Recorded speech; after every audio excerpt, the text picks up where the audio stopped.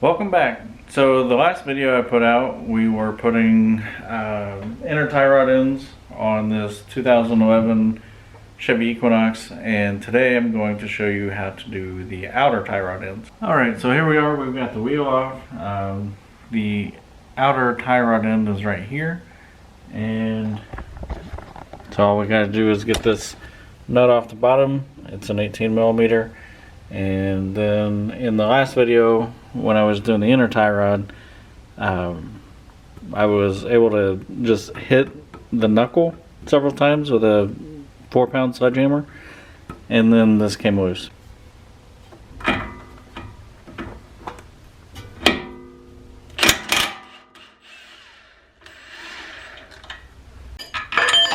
Came out of there pretty good. What we can do with it. So I'm going to slide it back in here, put the nut on the bottom, and break loose this stop nut.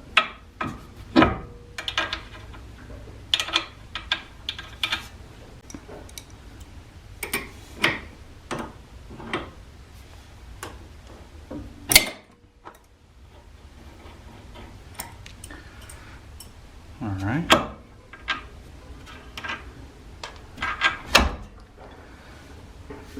So now I am going to turn this off and count the turns.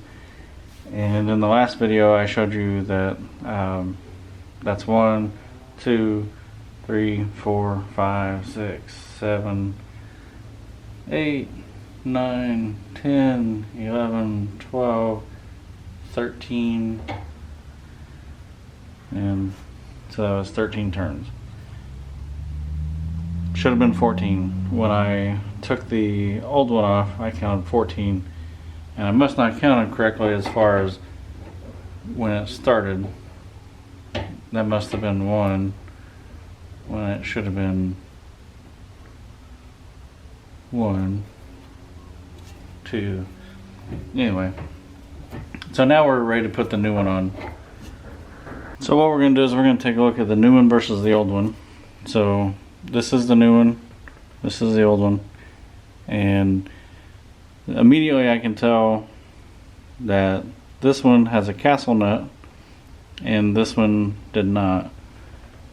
And by castle nut, what I mean is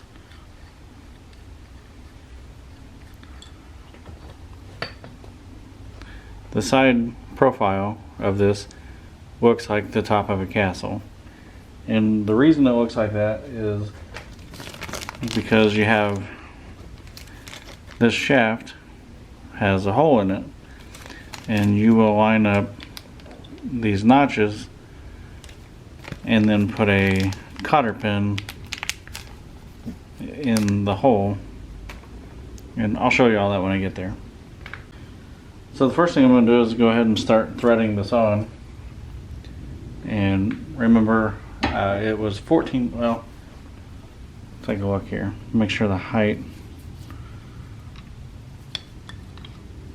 I just want to see if the centers are about the same.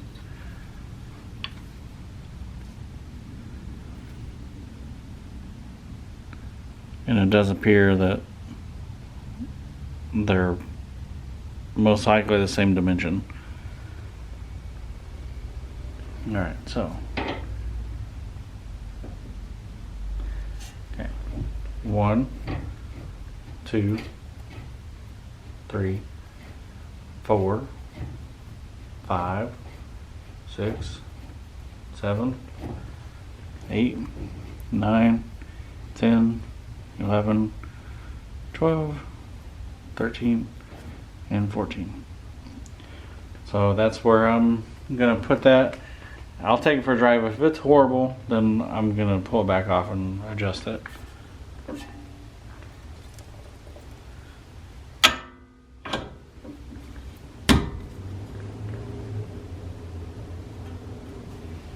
Alright, so I'm going to barely thread this castle nut on, and I'm going to draw this down a little bit because I still have a washer to put on it.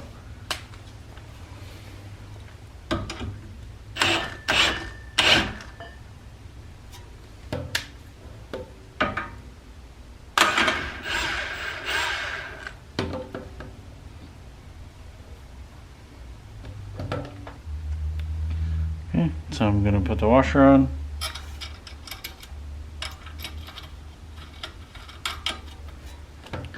Go ahead and tighten it up.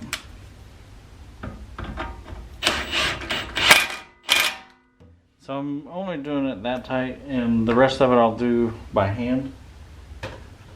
That way I can line up the notches with the hole and put the cotter pin in, but I'm going to show you all that anyway.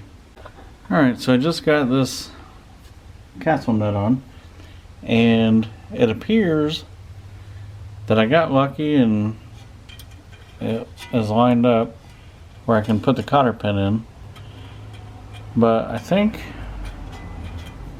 I'm going to put it in from this side here, and then I'll show you, I'll split it apart and bend it and show you how that all goes.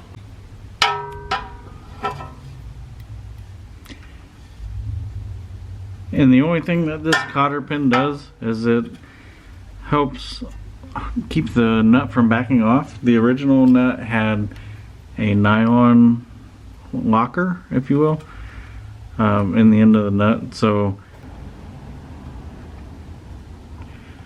you just take your pliers and you bend the cotter pin, and it goes like this. So it used to be like this on a lot of like your ball joints, tie rod ends, and I think that's basically the majority of it, because these are so important that you don't want these to come loose while you're going down the road. So the next thing we want to do is we want to tighten this stop nut back to the outer tie rod.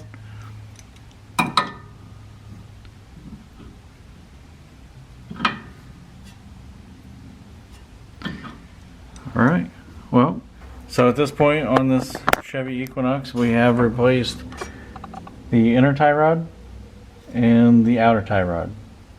Now the next thing I'm going to replace are the sway bar end links that go from the strut to the sway bar, or anti-sway bar. So that'll be the next video. If you have any questions, put them in the comments below and I'd be happy to help you out. Thank you for watching.